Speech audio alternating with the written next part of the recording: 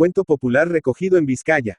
Y cuando Cristo y los apóstoles andaban por el mundo sucedieron cosas muy dignas de contarse. Y si los evangelistas Juan, Lucas y Mateo, no las escribieron, como escribieron otras, fue porque dijeron: algo hemos de dejar para que el pueblo cristiano le cuente a la orilla de la lumbre a sus pequeñuelos en las veladas de invierno, y sus pequeñuelos lo escuchen y crean como si fuera el Evangelio, y lo tengan presente nuestros venideros para arreglar a ellos sus acciones, y como se lo contaron a ellos sus padres lo cuenten ellos a sus hijos, y así, de generación en generación, vaya pasando hasta la consumación de los siglos, y en el mundo cristiano haya dos Biblias, una escrita y la otra oral. Una sagrada y la otra profana, una santificada con la palabra de Dios y otra embellecida con la candorosa fe de los hombres de buena voluntad. Oh dulce, tierna y piadosa Madre mía que ya descansas bajo los sauces y los cipreses del santo huertecillo guarecido por la iglesia de nuestra aldea. Estoy seguro de que sonríes regocijada cuando ves que tu hijo es, como tú, aficionado a la parábola, que si por haberla contado él no es santa, lo es por haberla inventado Jesús. Oh Madre, haz descender a mí la sencilla elocuencia de tu palabra y la ingente ternura de tu corazón para que la parábola que voy a reproducir tenga en mi pluma algo de lo sencillo y tierno que tenía en tus labios cuando la recogí de ellos. 2. Entre las historias que recogí de los labios maternales, no es ciertamente la más tierna y dulce la de Juan de la Cabareda, pero compensa su aridez su filosofía. Esta historia no se puede contar punto por punto, porque unos la cuentan de un modo y otros de otro, pero esto no debe parecer grave inconveniente al narrador, puesto que todos están conformes en lo esencial. La historia de Juan de la Cabareda ha dado origen en las encartaciones de Vizcaya a diversos refranes que en sustancia no son más que uno, como lo prueban los siguientes. Esa es la historia de Juan de la Cabareda que aun pintada de blanco resulta negra. Lo de Juan de la Cabareda, que es como cada cual lo cuenta. A ese le pasa lo que a Cabareda, que no le acusó el alcalde y le acusó la conciencia. Aquí tenemos a Juan de la Cabareda, que era sordo de oído y no de conciencia. Como Cabareda es ese, que confesó su delito sin preguntarle el teniente. No es verdad que estos refranes son suficientes para que el menos curioso entre en deseos de saber la historia del Cabareda que suena en ellos. A mí me entraron estos deseos, y acudí a mi madre en demanda de la historia, y la obtuve tal cual la voy a contar. Juan de la Cabareda era un vecino de Arcentales, que según unos vivió en tiempo de Maricastaña y según otros en el siglo pasado.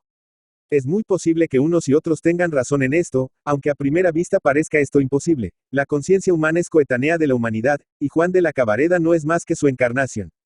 Así como los del siglo presente la han encarnado en un hombre del siglo pasado, es muy posible que los del siglo venidero la encarnen en un hombre del siglo presente. Yo me atengo, al contarla, a la opinión de mi buena madre, que hacia Juan de la Cabareda hijo del siglo en cuyas postrimerias vino ella al mundo. 3. Juan de la Cabareda había abandonado el valle natal mozuelo de poco más de 15 años, y había vuelto a el de poco más de 30. ¿Dónde había estado durante este tiempo? Él decía que primero había estado en Madrid de paje de un consejero de Estado, y después en América con el mismo consejero. ¿Qué aventuras había corrido? Las que contaba, reducidas a que su amo y señor murió, y después de llorarle mucho, emprendió la vuelta al valle natal, nada tenían de extraordinarias, y mucho menos de desfavorables a su honra y cristiandad. Juan, que era fama había traído algunos miles de ducados, casó a poco de su regreso con una hermosa arcentaliega, huérfana y con algunos haberes, cuyo único defecto era el tener pocos más años que la mitad de los suyos. Compró una buena casa y hacienda con lo suyo, y con lo que su mujer le llevó en dote se dedicó a la labranza y la ganadería, se metió a ferrón, como se llamaba a los que explotaban ferrerías propias o arrendadas, como lo eran las de Juan, tuvo un hijo y una hija, y así vivió hasta llegar a los 50 y tantos años. Como uno de los más acomodados y felices moradores de las encartaciones. Pero al llegar a aquella edad empezaron a llover desgracias sobre él y su familia, precisamente cuando ésta tenía más elementos de felicidad, porque la mujer de Juan había obtenido de un tío suyo una gran herencia, con condición de que había de pasar a sus hijos, y a falta de estos a su marido. A su mujer se la encontró muerta en la cama, una mañana en que Juan había salido de casa algunas horas antes, dejándola apaciblemente dormida. Su hija comió unos perrechicos como llamamos aquí a las setas veraniegas, y murió envenenada con ellos antes de que llegara el cirujano, a quien había corrido a buscar su padre. Y por último, su hijo subió a un cerezo muy alto que tenía al pie un pedregal, a coger, por mandato de su padre, una cesta, de cerezas, y habiéndose roto la quima donde se apoyaba, cayó y se mató. Lo que de Juan de la Cabareda se sabía, las desgracias que sobre él y su familia habían llovido y la bondad de su carácter y trato, eran más que suficientes para que todos sus convecinos y conocidos simpatizasen con él, y sin embargo de esto, con él no simpatizaba nadie. Se preguntaba a los arcentaliegos la razón del despego y la desconfianza con que le trataban, y su única contestación era esta. Juan de la Cabareda debe ser, o cuando menos debe haber sido, un pícaro. Se les volvía a preguntar por qué pensaban tan mal de Juan de la Cabareda, y su contestación era: no sé, pero Esto movía a los que tal preguntaban y tal contestación obtenían a murmurar. Con razón se llama tontos a los de Arcentales. IV. El pobre Juan de la Cabareda era digno de compasión, y sin embargo, en Arcentales ni en ninguna otra parte, nadie le compadecía. Andaba siempre ensimismado y triste, envejecía rápidamente, dormía poco, y eso lleno de sobresalto, y empezaba a ponerse sordo. Solía ir a misa mayor a San Miguel de Linares, y la oía desde el coro, como la mayor parte de sus convecinos. Un día, el señor cura leyó unas amonestaciones, y al llegar a la advertencia, si alguno supiese algún impedimento, etc., Juan de la Cabareda se tapó los oídos con ambas manos, exclamando en voz alta: infame, infame, infame. Es de suponer la sorpresa, el escándalo, y hasta la indignación que esta inesperada salida causaría en el auditorio y hasta en el mismo señor cura.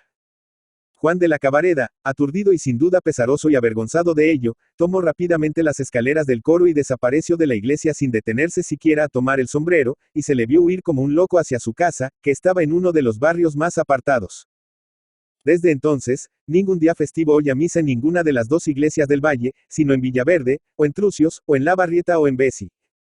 Algunos le compadecían creyéndole loco, o poco menos que loco, pero la generalidad de las gentes, sin saber por qué, le creía criminal y se abstenía de compadecerle. La sordera de Juan de la Cabareda no era aún la que se compara con la de las tapias, sino de esa que los sordos advierten diciendo: soy un poco tardo de oído, pero cada vez era mayor. Por aquel tiempo hacían mucho ruido en Bilbao, y aún en toda Vizcaya, dos médicos, una del alma y el otro del cuerpo. El primero era un misionero del convento de San Francisco de Zarauz, llamado Fray Francisco Antonio de Palacios, y el segundo, un doctor en medicina y cirugía, llamado don Pedro Antonio de la Rinaga, de quienes se contaban prodigios en sus respectivos ministerios. Un día, Juan de la Cabareda anunció a los pocos vecinos con quienes trataba, que iba a Bilbao a consultar al sabio médico Larrinaga acerca de su sordera, pero en Arcentales no faltaron maliciosos que sospecharon fuese a consultar al santo misionero Palacios acerca de su conciencia. Juan de la Cabareda, cabalgando en una mulla venatera y carbonera que entonces no faltaba en ninguna casa de las Encartaciones, bajo atrás la viña y tomó río abajo. Entonces casi todos los de Arcentales que iban a Bilbao subían al barrio de Santelices, pasaban por Besi, atravesaban por Avellaneda, bajaban a Saya y seguían Cadagua abajo. Hasta el ver que Juan de la Cabareda tomaba distinto camino, dio que hablar a los arcentaliegos, que decían por lo bajo: los aires de Avellaneda no le parecen a Juan de la Cabareda saludables. Es de advertir que en Avellaneda, lugar del Consejo de Sopuerta, estaba la capitalidad de las Encartaciones, que tenían allí la cárcel y la audiencia de un teniente del corregidor de Vizcaya. El trayecto de poco más de media legua que media entre Traslaviña y La Barrieta, pequeña feligresia de Sopuerta, es una lobrega barranca por cuyo fondo pedregoso y estrecho corre lo que impropiamente he llamado río, pues aunque en Traslaviña dan el nombre de entrambos, ríos al lugar donde se juntan dos arroyos que juntos y con el pomposo nombre de río corren hacia La Barrieta, es lo cierto que estos dos arroyos juntos apenas componen un riachuelo. Por lo visto, con algunas localidades sucede lo que con algunas mujeres. Hay localidad que sin tener atractivo ni mérito alguno, vuelve locos y arruina a los hombres, cuyo caso se ha visto en la que media entre Traslaviña y La Barrieta, que a fines del siglo pasado y principios del presente, arruinó nada menos que a 3 hombres que pasaban por de mucho seso. Un don José Ignacio de Gallatebeitia, que construyó en ella una gran funderia, un de Dionisio de San Juan de Santa Cruz, que construyó una gran ferrería y un molino. Y un tal Rumbana, que construyó una aceña con pretensiones de fábrica de harinas, como ahora se ha dado en llamar a los molinos.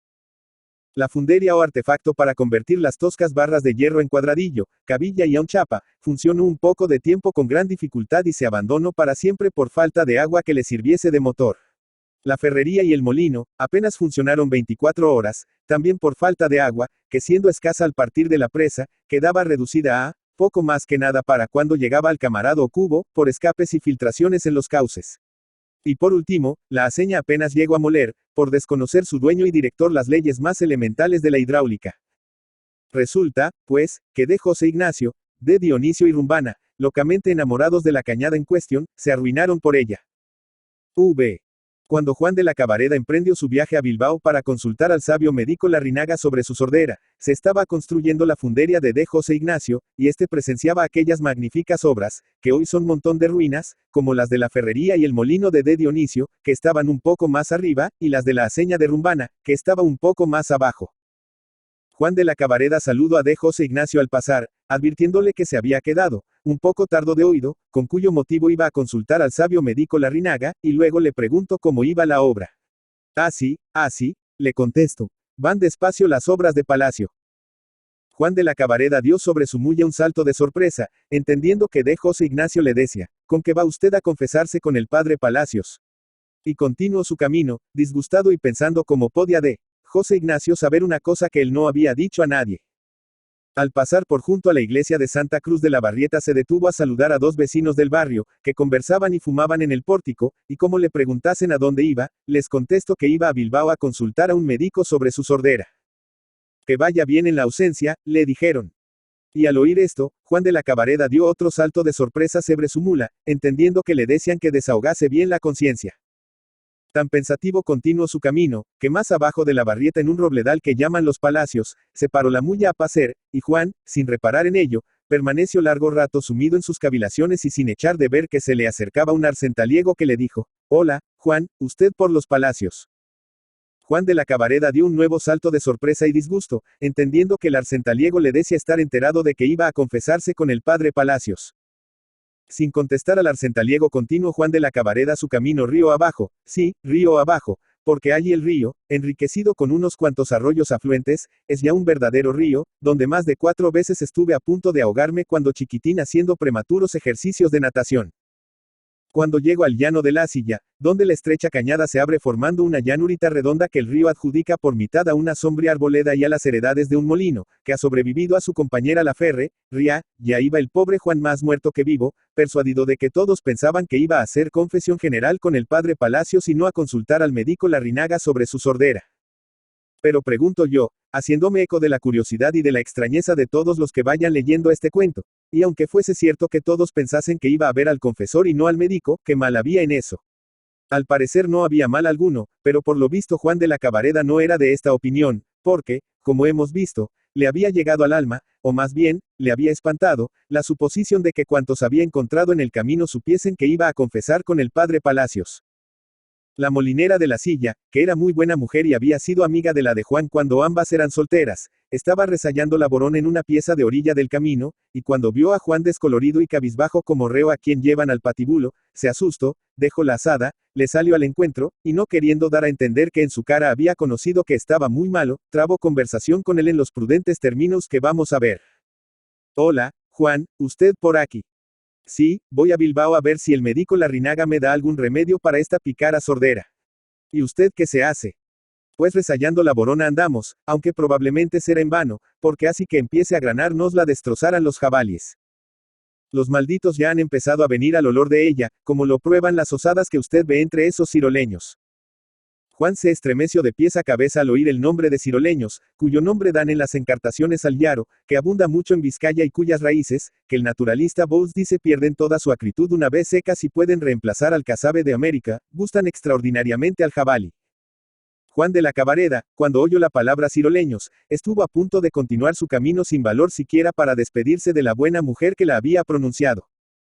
Vamos, continuó la molinera, véngase usted al molino a descansar un rato y tomar algo, por ejemplo, una tortillita con perrechicos muy hermosos que ha cogido el chico esta mañana. La molinera se interrumpió viendo que Juan de la Cabareda había vuelto a estremecerse y como espantado cogió el ramal de la mulla para continuar su camino.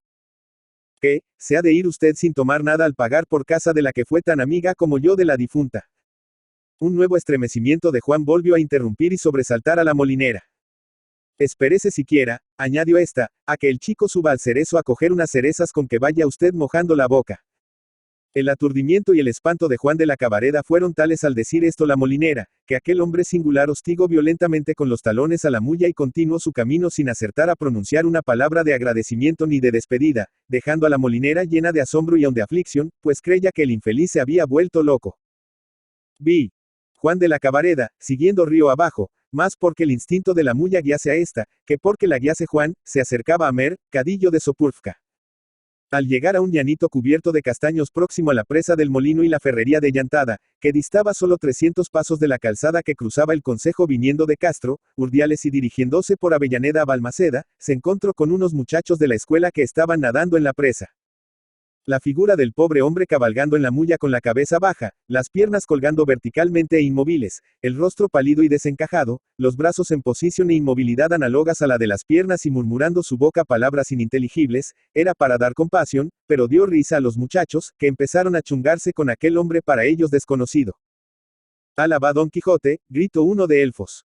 «Garrote», murmuró Juan aterrorizado. «Ah, tienen razón. Y lo merezco, más vale el alma que el cuerpo». Murmurando así, llegó Juan al crucero de la Fuente de Atucha y allí se detuvo dudando entre atravesar la calzada y continuar el camino de Bilbao o tomar la dirección de Avellaneda. Sí, sí, murmuraba, perezca el cuerpo con tal de que a su costa se salve el alma. En aquel momento dos hombres armados aparecieron sobre el alto y estrecho puente de llantada que aún subsiste, a pesar de haberle hecho casi innecesario otro construido un poco más arriba hacia 1828 al construirse la carretera de Castro a Balmaceda, y al mismo tiempo un caballero montado en una mula de silla pasaba el río por un poco más arriba del puente. El caballero era el teniente corregidor de las Encartaciones, y los armados dos individuos de un cuerpo de 10 o 12 que con el título de partida volante se había creado en virtud de acuerdo de la Junta General de Avellaneda para perseguir a los malhechores y prestar apoyo a la justicia. El teniente corregidor iba de Bilbao y le daban escolta los dos volantes que pasaban el puente.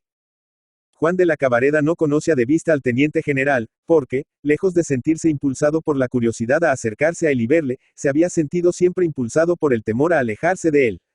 A pesar de esto, apenas le vio no le quedó duda alguna de que aquel era el teniente. Este salió al crucero seguido de los dos volantes que se habían retrasado un poco con el rodeo del puente. Juan, inmóvil en su mulla, salió de su inmovilidad únicamente para descubrirse la cabeza. «Buenos días, amigo», le dijo el teniente como correspondiendo a aquella cortesía. «Iré como usted lo manda», contestó Juan aterrorizado, creyendo que el teniente le decía, «venga usted conmigo». Al teniente le extrañó, no tanto la incongruencia de aquella contestación, como el terror del que lo daba. «¿Qué tiene usted, hombre?», le preguntó. «Que soy mal hombre, sí señor, lo soy por mi desgracia, y más aún por la de otros». Incomodado el teniente con estas salidas de tono y de concepto que creyó fuesen una burla, exclamó. «Lo que es usted es un pollino». «Sí señor, soy un asesino infame y merezco morir en un patíbulo». Así exclamando, Juan se echó a llorar. «Este hombre es un gran criminal o un gran loco», dijo el teniente, dirigiéndose a los volantes que acababan de salir al crucero. «Sea uno u otro merece ser atado, y eso es lo que ustedes van a hacer ahora mismo». Los volantes sacaron sendas cuerdas de que iban siempre provistos para los casos en que fueran necesarias, ataron los pies y las manos al desconocido, tal como estaba en la caballería y sin que lo pusiera la menor resistencia, y teniendo uno de ellos del ramal la caballería, siguieron todos hacia Avellaneda, precediendo al teniente general los volantes y el preso. A su tránsito por Mercadillo y Carral, que son las principales barriadas del concejo, no faltó quien preguntara a Juan a dónde le llevaban. «¿A dónde merezco?», contestó Juan con profunda resignación. Y no faltó tampoco quien añadiera por lo bajo. «Primero a frente del Ángel y después al Torrejón». El Ángel era una capilla consagrada al de la guarda, donde se decía misa para que los presos la oyeran desde las rejas de la cárcel, y lo que era el Torrejón pronto lo sabremos. 7. La cárcel, CL Consistorio y la casa del teniente genera. De las Encartaciones estaban en la falda de un collado por donde iba la calzada. En la cima de otro collado de la parte opuesta, a la izquierda de la carretera que en nuestro tiempo sustituyó a la antigua calzada, existen aún las ruinas de un antiquísimo torreón que en mi niñez aún conservaba poco menos que completos sus 4 tortísimos muros exteriores. El Torrejón de Avellaneda, con cuyo nombre se designaba aquel edificio, fue, durante algunos siglos, el cadalso donde se ejecutaban las sentencias de muerte dictadas por el teniente corregidor de las Encartaciones y confirmadas en caso de apelación por el Juzgado Especial de Vizcaya en la Uenoillería de Valladolid, y allí se ejecutaban aún al acercarse a su término el siglo que precedió al nuestro. Pocos meses después de aquel triste viaje que Juan de la Cabareda emprendió a Bilbao y terminó en Avellaneda, muchedumbre de gentes de toda la Encartación y pueblos aledaños, se dirigían a la cabeza foral encartada a presenciar el suplicio en garrote de un gran criminal que ofrece la singularidad de no haber querido apelar al juez mayor de Valladolid. Este criminal era el parricida Juan de la Cabareda, a quien el grito de su conciencia había entregado en manos del verdugo, después de sufrir tormentos en cuya comparación los del último suplicio eran pequeños. En vano he buscado en los protocolos de los escribanos encartados el proceso de aquel criminal, que acaso perecería en manos de los chicos de la escuela convertido en monteras y cometas, cuando era costumbre darles estos procesos para que se ejercitaran en la lectura de manuscritos. pero un nuevo y curioso romance, impreso en Bilbao por Antonio Manuel de Egusquiza, impresor del señorío, me ha consolado algún tanto del resultado negativo de aquella diligencia. Según el nuevo y curioso romance, Juan de la Cabareda murió confeso y convicto de crímenes que horrorizan. La codicia había sido el móvil principal de todos sus crímenes. Cuando casó en Arcentales, cometió el de bigamia, pues se había casado en América, donde vive aún su mujer. Su segunda mujer había sido muerta por el derramándole en la boca, estando dormida, algunas gotas de zumo de una planta que abunda mucho en Vizcaya y no debo nombrar, porque aspiro y siempre he aspirado a enseñar lo bueno y no lo malo. Su hija había sido envenenada por él, trayéndola del monte e instándola a que friera y merendara unos perrechicos, en cuyos pedúnculos había introducido arsénico. Y la muerte de su hijo había sido preparada por él la víspera del día en que mandó al muchacho subir al cerezo, aserrando incompleta y disimuladamente una de las quimas o ramas del árbol, de modo que al apoyarse en ella el muchacho, este cayese en el pedregal donde había colocado las piedras de punta para que se hiriese más gravemente. Y todo esto lo había hecho para quedar el único heredero de su mujer y sus hijos, y sin contar que dentro de sí mismo llevaba un implacable delator de sus crímenes, la conciencia propia. No sin razón se dice en las encartaciones que a Juan de la Cabareda no le acusó el alcalde y le acusó la conciencia. Antonio de Trueba.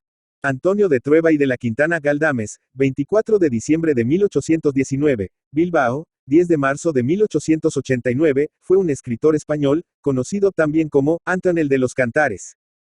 Nació en la localidad vizcaína de Galdames el 24 de diciembre de 1819 y su nombre completo era Antonio María de Trueba y de la Quintana. Hijo de campesinos muy pobres, su vocación literaria se despertó con los romances de ciego que le traía su padre cuando venía de visitar una feria. Tuvo que abandonar pronto la escuela para trabajar la tierra y el mineral de las minas de las Encartaciones, su lugar natal. Cuando contaba 15 años, 1834, marchó a Madrid para evitar la Primera Guerra Carlista. Allí se empleó en la ferretería de un tío suyo y robó tiempo al sueño instruyéndose de forma autodidacta y leyendo autores románticos españoles.